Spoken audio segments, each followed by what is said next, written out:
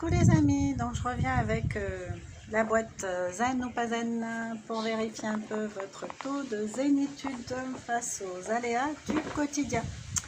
Donc, j'ai sorti une carte, question de temps. Quelle est votre attitude quand on vous double dans une queue? Est-ce que vous supportez ça ou est-ce que ça vous dérange d'être doublé? Si ça vous dérange, je vous invite à réfléchir, est-ce que c'est vraiment si grave que ça, quoi.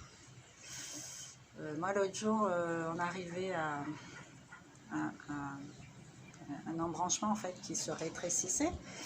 Et normalement, c'est une voiture à gauche, une voiture à droite sur les deux fils.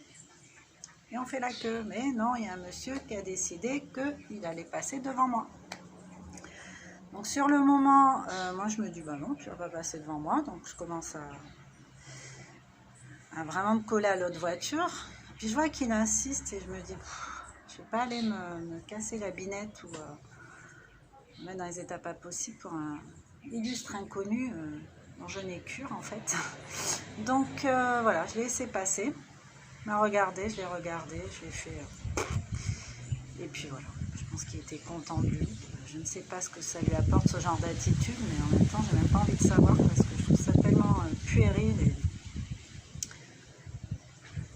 ouais, en fait primaire comme attitude. Donc voilà, mais sur le moment, j'avoue, j'ai été un peu agacée. Je me suis dit, mais qu'est-ce qu'il est?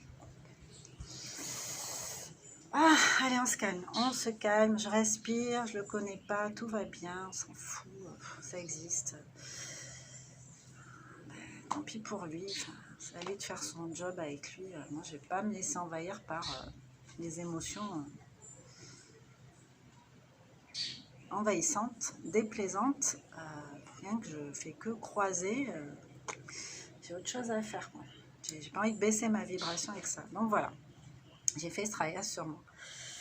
Donc vous, qu'est-ce que ça vous évoque tout ça? Est-ce que vous avez déjà eu ce genre de réaction ou au contraire, est-ce que vous avez été la personne qui a voulu forcer le truc? Si on vous double, ça fait quoi? En gros, ça fait quoi? Vous risquez quoi? C'est quoi le problème en fait de vous faire doubler?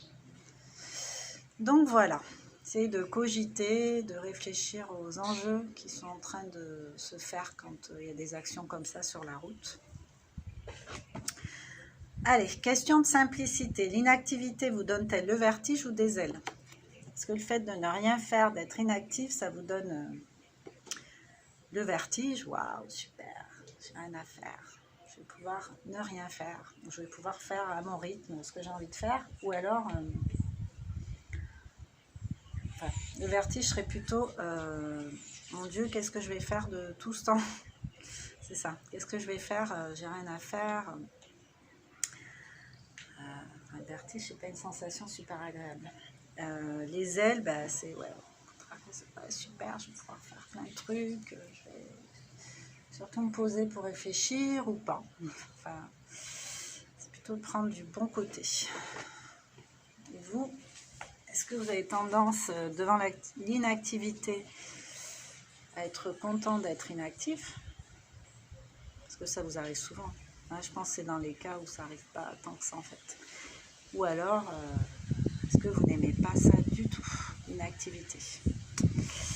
Alors, la dernière fois que vous avez perdu votre portefeuille, cela a représenté un petit ou un grand malheur. La dernière fois que vous avez perdu votre portefeuille, est-ce que vous étiez dans tous vos états? Est-ce que c'était la fin du monde? Ou est-ce que, bon, ok, je vais le retrouver, c'est pas si grave, je vais bien, je suis en bonne santé, voilà. Donc, tout ça, évidemment, c'est pas pour vous juger, hein, c'est juste pour savoir où vous en êtes par rapport à des petites broutilles comme ça, parce que je pense qu'on a tous perdu notre portefeuille, nos clés, quelque chose à un moment donné.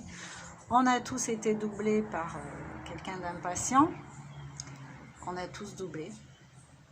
On a tous doublé. Et puis,